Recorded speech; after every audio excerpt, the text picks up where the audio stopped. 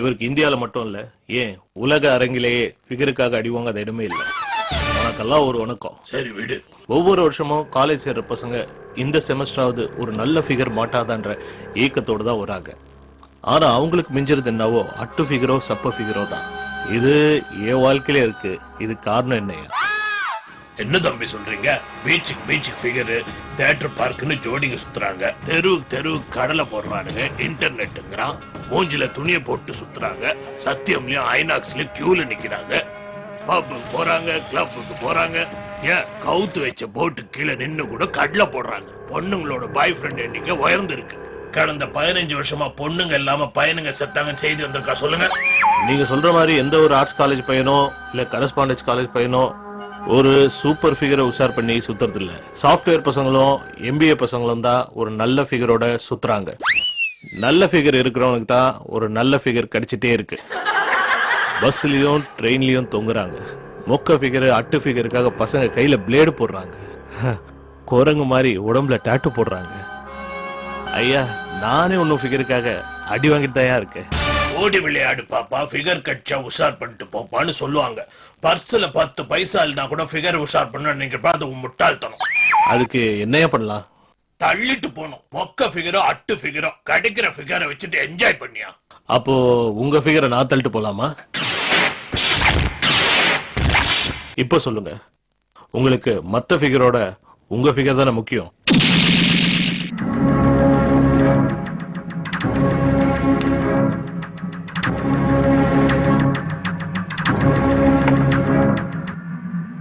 Figure உஷார் பண்றேன்னா என்னன்னு தெரியுமா அவனுக்கு?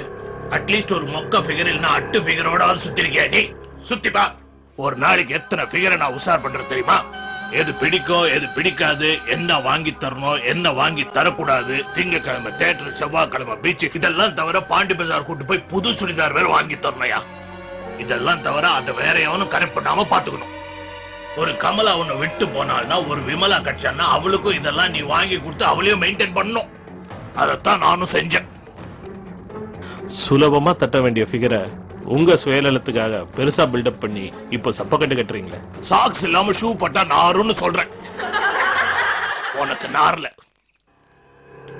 போட்டு பார், அப்ப தெரியும். ஒரு நாள் நீ தள்ளிட்டு போய் பார், அப்ப புரியும். இது சரியான பதில் இல்லையே. நான் எப்படிங்க உங்க ஃபிகரை உஷார் பண்ண முடியும்? சினிமாக்கு வேணா கூட்டு போலாம், ஆனா வாழ்க்கை ஃபுல்லா வருவாயா? உன் பாக்கெட்ல நிறைய பைசா இருக்கு, சின்னதா ஒரு பிட்டு போடு, ஒரு நாள் தள்ளிட்டு போயா.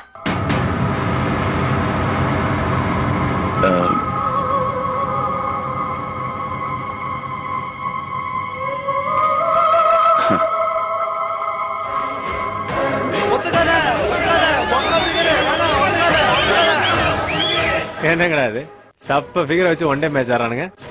நம்ம தலைவர் புது ஃபிகர் வந்ததுலேருந்து ஒரு டைப்பா தான் இருக்கு.